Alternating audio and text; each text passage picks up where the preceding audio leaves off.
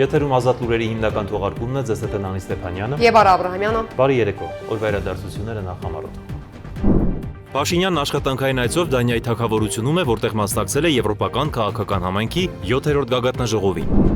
Կոպենհագենում կայացել է Նիկոլ Փաշինյանի հանդիպումը Ադրբեջանի նախագահ Իլհամ Ալիևի հետ։ Կողմերը վերահաստատել են պատրաստակամությունը շարունակելու աշխատանքը Հայաստանի եւ Ադրբեջանի միջև խաղաղության հետագա ամրապնդման ուղղությամբ։ Այնուհետև կայացել է Փաշինյանի հանդիպումը Ֆրանսիայի նախագահ Էմանուել Մակրոնի հետ։ Երկու երկրների ղեկավարները քննարկել են Հայաստան-Ֆրանսիա բազմավոլորտ գործակցության ընթացքը եւ զարգացման հեռանկարները։ Ազգային ժողովն այսօրվա նիստում ընդունել է երկրորդ ընթերցմամբ եւ ամբողջությամբ քննարկված տարբեր նախագծեր, այդ թվում վարժական հավաքներից խուսափելու եւ ավտոմեքենաներում ուժեղացուցիչի ու բարձրախոսի տեղադրումն արգելելու վերաբերյալ հերթական քառօրյա նիստն ավարտվել է։ 64 կողմ երկու ձեռնպատ ձայներով ազգային ժողովը արտահերթ նիստում ընդունեց Հայաստանի ու Ադրբեջանի միջև խաղաղության հաստատման վերաբերյալ հայտարարությունը։ Քաղաքացիական պայմանագիր խմբակցության նախաձեռնած փաստաթուղթը արձագանք է Վաշինգտոնում օգոստոսի 8-ին կայացած Եռակոմ հանդիպման արդյունքների։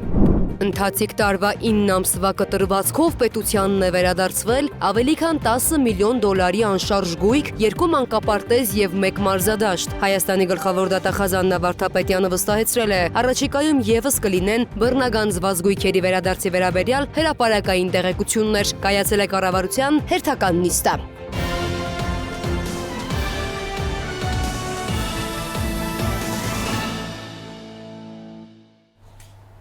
Նիկոլ Փաշինյանն աշխատանքային այցով Դանիայի թագավորությունում է, որտեղ մասնակցել է Եվրոպական քաղաքական համայնքի 7-րդ գագաթնաժողովին։ Երկրների առաջնորդներին դիմավորել է Դանիայի վարչապետը, այնուհետև տեղի է ունեցել գագաթնաժողովի լիագումար նիստը։ Հաջորդիվ կայացել է գագաթնաժողովի մասնակիցների համատեղ տեսալուսանկարահանման արարողությունը։ Կոպենհագենում կայացել է Նիկոլ Փաշինյանի հանդիպումը Ադրբեջանի նախագահ Իլհամ Ալիևի հետ։ Վարչապետի աշխատակազմը հայտնել է, որ կողմերը ընդգծել են Միացյալ Նահանգների նախագահ Դոնալդ Թրամփի նախաձեռնած Վաշինգտոնի խաղաղության գագաթնաժողովի պայմանավորվածությունների նշանակալիությունը։ Նրանք վերահաստատել են պատրաստակամությունը շարունակելու աշխատանքը Հայաստանի եւ Ադրբեջանի միջև խաղաղության հետագա ամրապնդման ուղղությամբ։ Հայաստանի վարչապետը եւ Ադրբեջանի նախագահը կարևորել են տարածաշրջանում տրանսպորտային հաղորդակցության օգուտները, քննարկել են Ադրբեջանի տարածքում ենթակառուցվածքների զարգացման ու Հայաստանի տարածքում թրիփ նախագծի իրականացման առաջընթացը, մտքեր են փոխանակել Վաշինգտոնի հռչակագրի իրագործման վերաբերյալ։ Կողմերը կարևորել են վստահություն ձևավորող միջոցառումների հետագա իրականացման անհրաժեշտությունը եւ համաձայնել են շարունակել շփումները։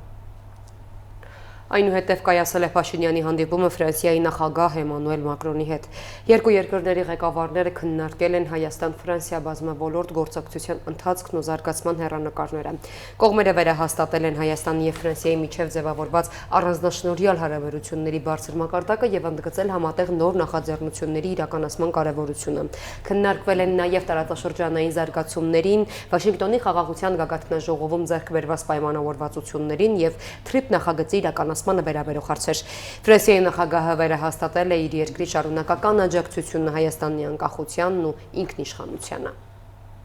Հաջորդիվ կայացել է Փաշինյանի ու Եվրոպական խորհրդանի նախագահ Մեծոլայի հանդիպումը։ Քննարկվել է Հայաստան-Եվրամիություն գործակցության ընթացքը եւ դրա ընդլայնման հեռանկարները։ Մեծոլան վերահաստատել է Եվրոպական խորհրդանի պատրաստակամությունը շարունակելու աջակցել Հայաստանին ժողովրդավարական բարեփոխումների, ինստիտուցիոնալ զարգացման եւ խաղաղության օրակարգի ամրապնդման գործում։ Կողմերը մտքեր են փոխանակել նաև տարածաշրջանային զարգացումների, Վաշինգտոնի խաղաղության գագաթնաժողովում ձեռք բերված պայմանավորվածությունների իրագործման եւ թրիփ նախագծի վերաբերյալ։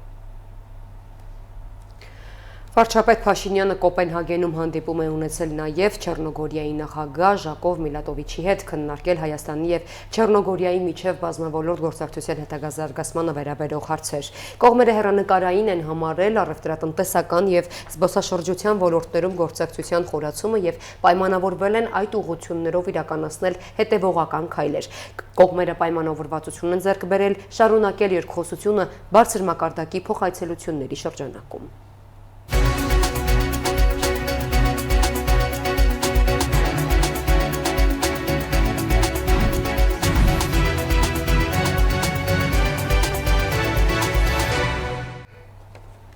Այլ թեմաներ Փարաքարի սպանությունով պայմանավորված պաշտոնանկի արվել ազգային անվտանգության ծառայության Արմավիրի մարզային վարչության պետ Գարիկ Բարսեղյանը։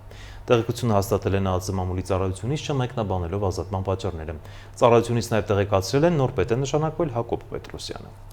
Ազգային ժողովն այսօրվա նիստում ընդունել է երկրորդ ընթերցմամբ եւ ամբողջությամբ քննարկված տարբեր նախագծեր, այդ թվում վարժական հավաքներից խուսափելու եւ ավտոմեքենաներում ուժեղացուցիչի ու բարձրախոսի տեղադրումը արգելելու վերաբերյալ։ Խորհրդարանը նաեւ առաջին ընթերցմամբ ընդունել է ջրային ռեսուրսների, թափոնների կառավարման, մաքսային կարգավորման, պրոբացիայի, հարկային դաշտի եւ կիբերանվտանգության ոլորտներին վերաբերող նախագծեր։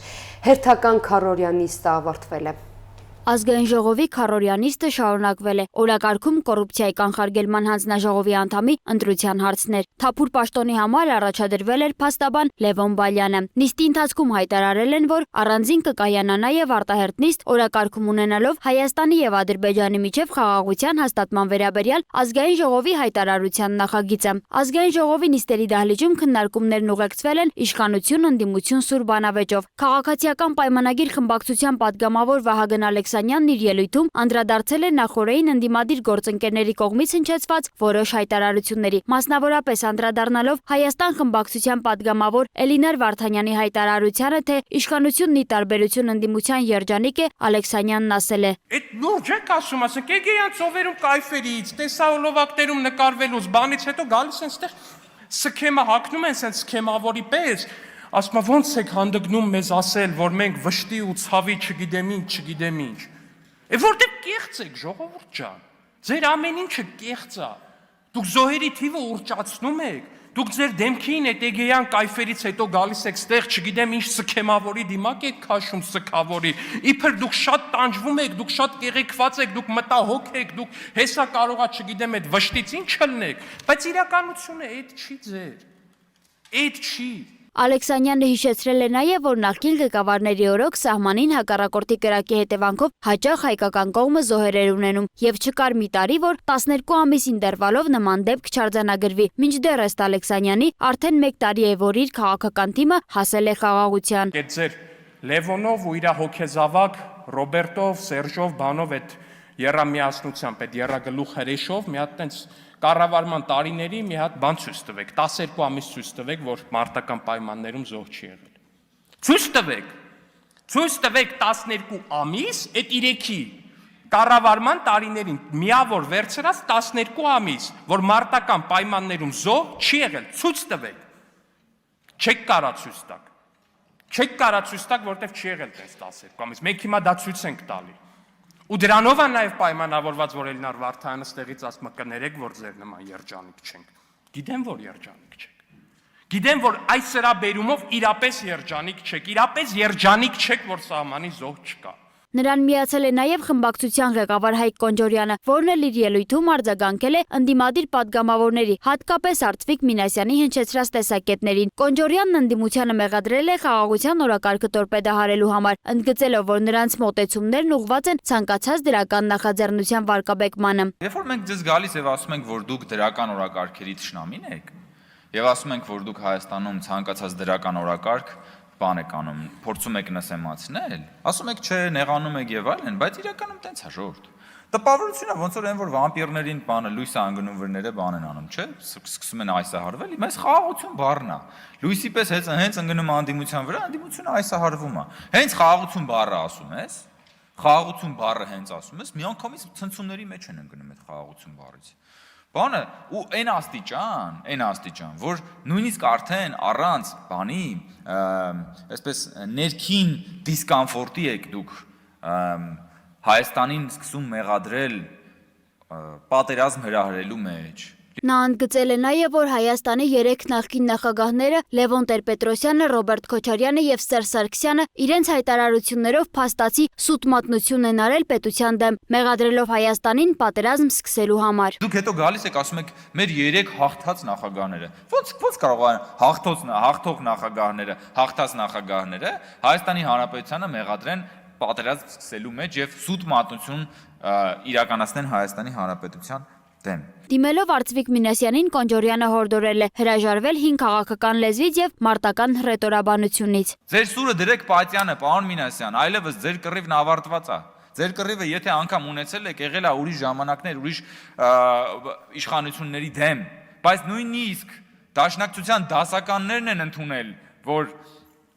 այնուամենայնիվ պետք է գնալ ինքնահայեցման ճանապարհով։ Այնուհետև ազգային ժողովն անցել է քառօրյա օրակարգային հարցերի քվեարկությանը, որից հետո այժմ փակ քվեարկությամբ ընտրել է ազգային ժողովի առողջապահության հարցերով մշտական հանձնաժողովի նոր նախագահին։ Իշխող քաղաքացիական պայմանագիր խմբակցության կողմից առաջադրված Հռիփսիմե Հունանյանի թեկնածությունը ստացել է 61 падգամավորի աջակցությունը, հաստատվելով այդ պաշտոնում։ Իսկ ահա կոռուպցիայի կանխարգելման հանձնաժողովի անդամի հարցը մնացել է անորոշ, քանի որ խորհրդարանը չի կարողացել որոշում կայացնել թափուր տեղի համար։ Մրցութային խորհրդի կողմից առաջադրված թեկնածու Լևոն Բալյանի վերաբերյալ քվեարկությանը падգամավորները չէին մասնակցել։ Ազգային ժողովի հաշվիչ հանձնախմբի նախագահ Նարեկ Բաբայանը հայտարարել է, որ քվեարկություն տեղի չի ունեցել, իսկ ԱԺ նախագահ Ալեն Սիմոնյանն ամփոփել է, որոշում չի կայացվել։ Քվեարկությունից առաջ ընդդիմադիր падգամավորներն ընդմիջում են խնդրել, որի ավարտից հետո սակայն նիստերի դահլիճ չեն վերադարձել։ Կոնջորյանը նկատել է. 20 րոպե առաջ Հայաստան դաշինքը հայտարարեց 20 րոպե ընդմիջում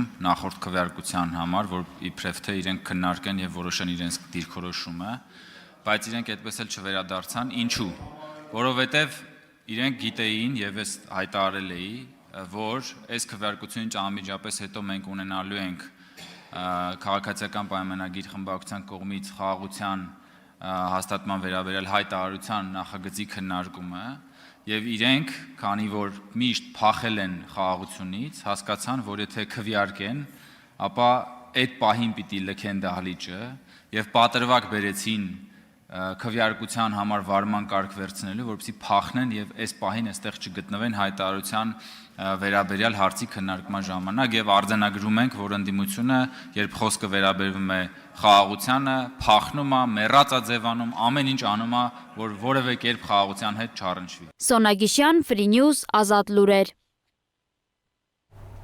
64 կողմ երկու ձեռնպահ ձայներով ազգային ժողովը արտահերթ նիստում ընդունեց Հայաստանի ու Ադրբեջանի միջև խաղաղության հաստատման վերաբերյալ հայտարարությունը։ Քաղաքացիական պայմանագիր խմբակցության նախաձեռնած փաստաթուղթը արձագանքն է Վաշինգտոնում օգոստոսի 8-ին կայացած եռակողմ հանդիպման արդյունքների։ Ընդդիմությունը նիստին չէր մասնակցում, հայտարարելով, որ նախագիծը չի համապատասխանում երկրի շահերին։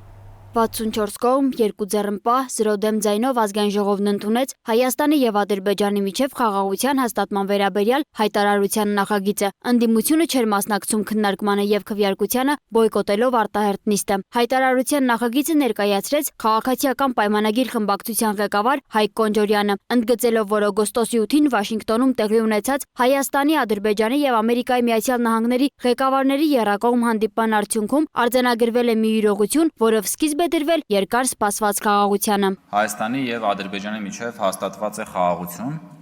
եւ քաղաքացիական պայմանագիր խմբակցությունը գտնում է, որ ազգային ժողովը պետք է պաշտոնապես արձանագրի այս փաստը եւ հայտարարության ընդունմամբ աջակցի Հայաստանի ու Ադրբեջանի միջև հաստատված խաղաղությանը եւ կոչ անի բոլոր շահագրգիռ կողմերին ամրապնդելու եւ զարգացնելու հաստատված խաղաղությունը եւ ահա այս փաստի բերումով մենք առաջարկել ենք հրավիրել ազգային ժողովի նիստ եւ ընդունել այս հայտարարությունը։ Նրա խոսքով սա այն եզակի պատմական պահերից է, երբ կարելի է վկայել խաղաղություն է հաստատվել։ Ազգային ժողովի հայտարարության միջոցով իշխող ուժը նպատակ է ունեցել ոչ միայն արձանագրելու այս փաստը, այլև կոչ անելու բոլոր շահագրգիռ կողմերին պահպանել, ամրապնդել եւ զարգացնել խաղաղությունը։ Հայ ժողովրդի առաջին հերթին Հայաստանի ժողովրդի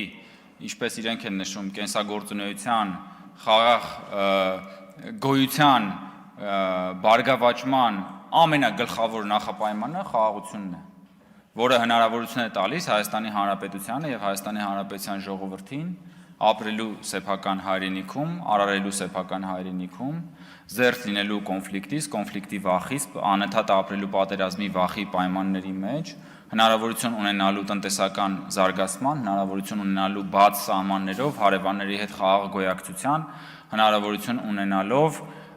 ճամփորդելու, հնարավորություն ունենալով բացելու խաղաղ ուրեմն համակեցության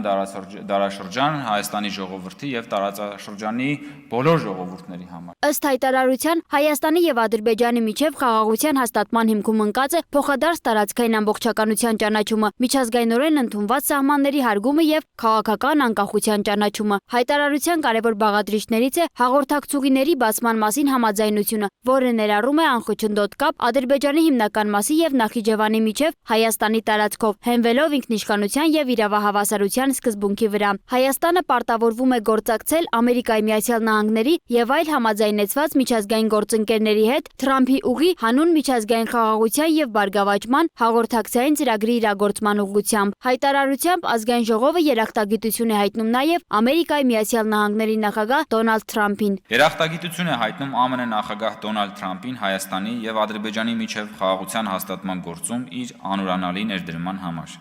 Ընդգծում է, որ Հայաստանի եւ Ադրբեջանի միջև խաղաղության հաստատումը նոր հնարավորություններ է բացում տնտեսական բարգավաճման եւ առաջընթացի համար,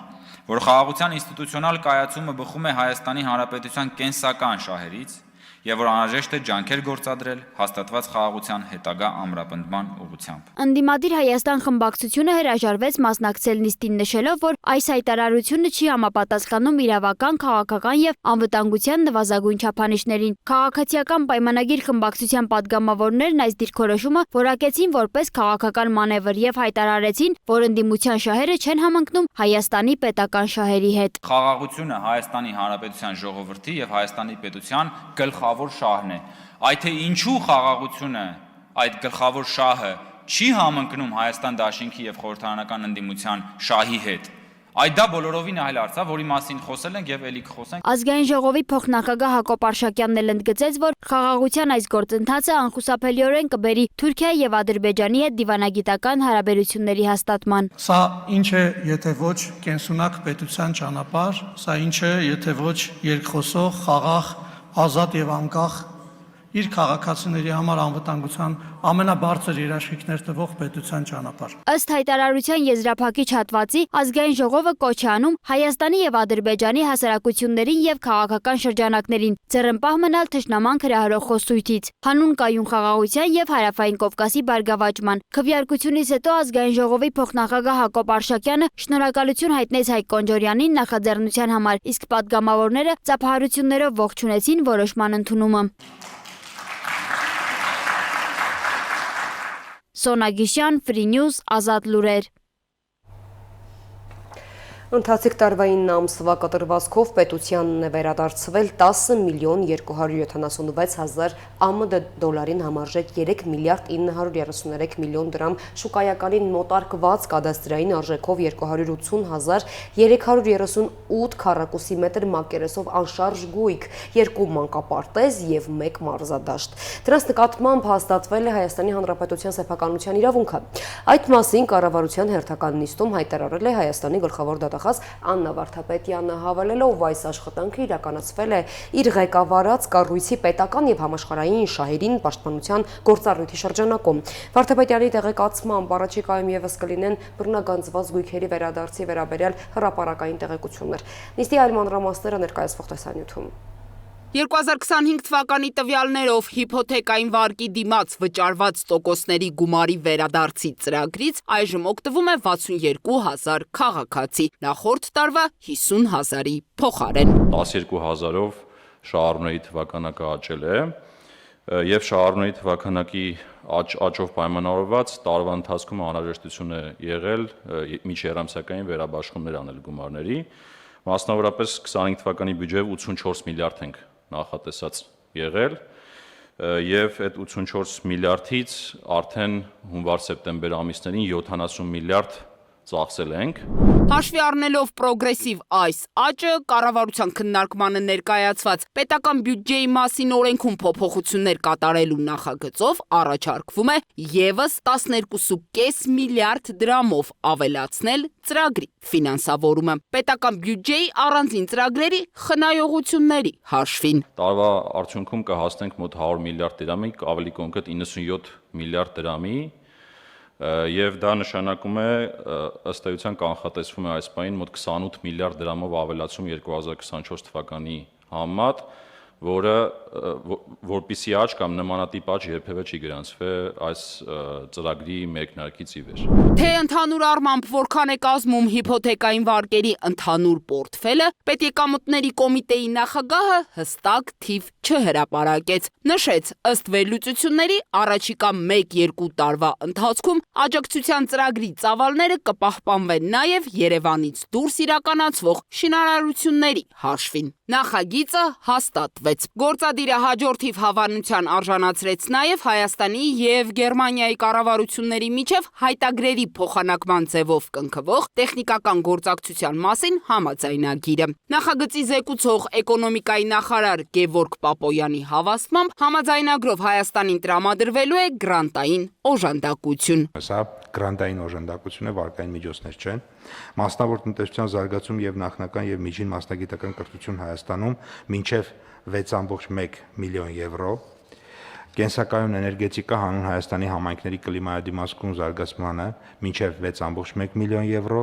Հայաստանի համայնքների ինտեգրված զարգացում մինչեւ 3.1 միլիոն եվրո,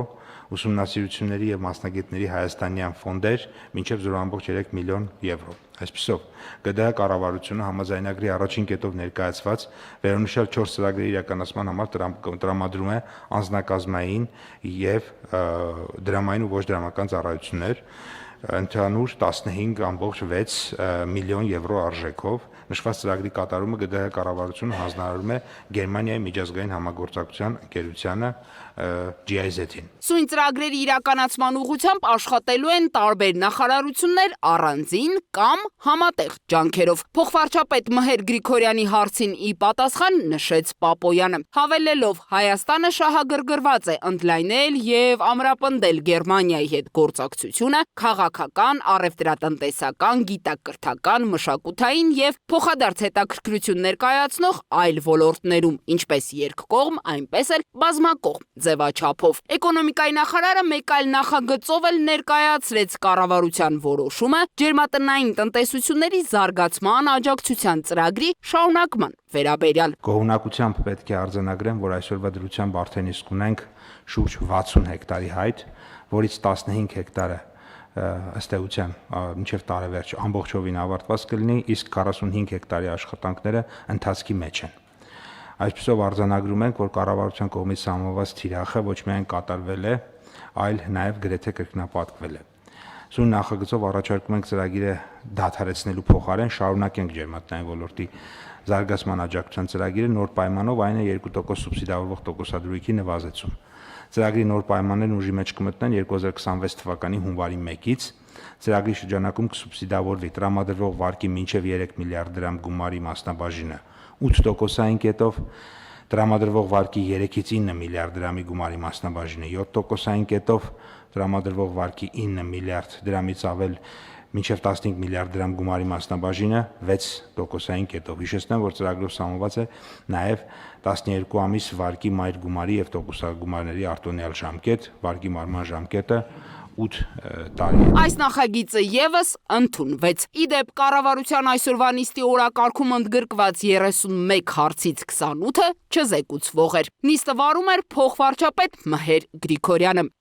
Ձյանը Դավթյան, Free News, Ազատ լուրեր։ Նիստից հետո լրագրողների հետ զրույցում էլ աշխատանքի եւ սոցիալական հարցերի նախարար Արսեն Թորոսյանն անդրադարձել է կենսաթոշակառուների դեպքում անկախիկ վճարումների դիմաց գումարի վերադարձի գործող համակարգում կատարված փոփոխություններին պարզաբանելով։ Ես ամբիոնից ազգային ժողովի շատ ուղիղ բացատրել եմ, թե ինչ նկատի ունեմ։ Մենք հիմա ունենք գործող համակարգ հետվճարի բոլոր կենսաթոշակներից եւ նպաստներից, որը սահմանափակված է 12%-ով, բայց ոչ ավել, քան 6000 դրամը։ Եվ կախված նպաստի կամ կենսաթոշակի չափից այդ սահմանաչափերով մեր քաղաքացիները կարող են հստանալ եւ մենք այսօր ունենք արդեն 350,000 քաղաքացի, որոնք իրենց իսկ թոշակը եւ նպաստը իրենց իսկ ձեռքով բարձրացնում են։ Հիմա նոր կարգավորումը հետեւյալն է լինելու, որ մենք 12% սահմանաչափը բարձրացնում ենք մինչեւ 20%-ի եւ առավելագույն թիվը մինչեւ 10,000 դրամի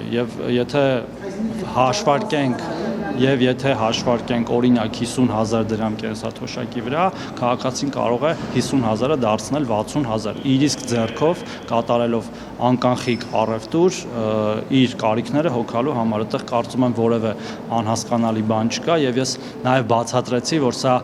շատ կարեւոր գործիք է նաեւ պետության այլ քաղաքականությունները առաջ տանելու համար, սֆերային տնտեսության դեմ պայքարի, երբ որ մենք անդադար խոսում ենք, որ կանխիկ առևտրի ժամանակ հաճախ չեն տպվում ՀԴՄ կտրոններ, որոնք որ նաեւ գեներացնում են հարկեր, որից էլ որ նաեւ վճարվում են կենսաթոշակները եւ հետեւաբար որոշումը շատ պարզ է, երբ որ արդեն կարգավորումները կլինեն եւ կառավարության նիստով կընդունվի, եւս մեկ անգամ վերջնական դրա մասին կասենք, բայց քաղաքական որոշումը ընդունված է։ Այո, կարող են լինել որոշ փոքր գյուղական համայնքներ, որտեղ որ հնարավոր է չլինեն հնարավորություններ անկանխիկ առևտրի, բայց դրանք շատ փոքրաթիվ են եւ մնացած բոլոր տեղերում այդ հնարավորությունը առկա եւ մենք նաեւ սրանով խթանում ենք, որպեսզի մեր ազգաբնակությունը ինքը նաեւ պահանջի, որպեսզի լինեն այդ անկանխիկ առևտրի կետերը, այդ պոստտերմինալները անկանխիկ առևտուր անելու համար։ Սա երկկողմանի շահավետ ըստ էության ծրագիր է, պետություն եւ քաղաքացի, որտեղ մեր քաղաքացիները նույնպես պետք է շահագրգռված լինեն, որպեսզի հարկեր վճարվեն պետական բյուջե, որովհետեւ իրենց կենսաթոշակները եւ նպաստները վճարվում են հարկային եկամուտներից, որոնք գնում են պետական բյուջե։ Սա կարծում եմ շատ այսպես հաղթանակ տարբերակ է եւ մենք չենք վարանում անդադար սրա մասին հիշեցնել եւ բացատրել եւ ընդհանրապես այդ հարկեր վճարելու մեր կարգապահությունը նաեւ սրանով մենք փորձում ենք ուղղել։ Մարդու իրավունքների պաշտպան Անահիտ Մանասյանն էլ իր հերթին խոսել է առողջական խնդիրներ ունեցող 18 տարին լրացած անձանց պարտադիր զինվորական ծառայության ընդգրկելու մասին, հաշվի առնելով այս առումով հատկապես վերջին շրջանում ավելացած դեպքերը։ Մանասյանը սա համարել է համակարգային խնդիր, մարդու իրավունքների կոպտագույն խախտում։ Խնդիրը այնպես չէ, որ մի քաղաքացու վերաբերելի է եւ այդ թվում ոչ այդ առողջական խնդրի, բայց շատ այլ առողջական խնդիրների առնչությամբ եւս բարբերաբար խնդիրների առաջ կանգնում ենք եւ այս տեսանկյունից ես չափազանց կարեւորում եմ, որպեսզի մենք կարողանանք նաեւ հետագա բարեփոխումների միջոցով հստակորեն կարգավորել եւ շատ ավելի ճիշտ տրամաբանությամբ կարգավորել այն հիմքերը, որոնց պարագայում անձինք պիտանի չեն լինի ընդհանրապես զինվորական ծառայության համար։ Սա իմ դիրքորոշումն է, որի սկզբանե հրապարակային եմ նաև ներկայացրել, հիմա էլ չեմ փոխել դիրքորոշումս, կարծում եմ, որ նմանատիպ դեպքերում ընդհանրապես անձինք չպետք է զորակոչվեն զինվորական ծառայության։ Ես խնդիրը համակարգային եմ համարում եւ համարում եմ, որ ընդհանրապես նշված մարդիկ չպետք է զորակոչվեն զինվորական ծառայության եւ իրավակարգավորումների դիտանկյունից այո խնդիր ես տեսնում եմ, ինչ վերաբերում է կոնկրետ դեպքին առնչվող հարցին, եթե անձը չզորացրվեր, ընդ որում այստեղ մենք էլ շատ ակտիվ մասնակցություն ենք ունեցել այս խնդիրները հասցեավորելու հարցում, եթե չզորացրվեր, ըստ էության միանշանակ մենք էլ ենք խնդիր տեսնելու եւ արձանագրելու, բայց այս պահին այն կարգավորումների պայմաններում, որոնք Հայաստանում են առկա, արդեն զբաղվել անձանց մեղավորության հետ կապված հարցը բացահայտելով եւ պատճառական կապերը բացահայտելով մենք չենք կարող, որովհետեւ չունենք այդ գործիքը։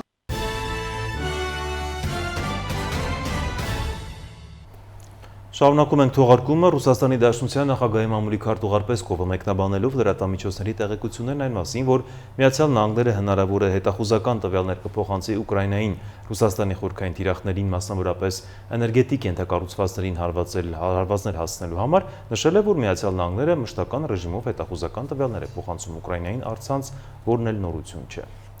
Թուրքիայում 5 մագնիտուդով երկրաշարժ է տեղի ունեցել։ Տեղի բնակիչների եւ սեյսմոլոգների տվյալներով ցուցումները գրանցվել է Ստամբուլի մի քանի շրջաններում։ Տուժել է մոտ 2 տասնյակ մարդ, էպիկենտրոնը գտնվել է Մարմարա ծովում։ Իշխանությունները հայտնել են, որ լուրջ վնասների մասին հաղորդագրություններ չկան։ Դեպքի վայրում աշխատում են արտակարգ ծառայությունները։ Միջազգային մյուս նորությունները տեսաշարով։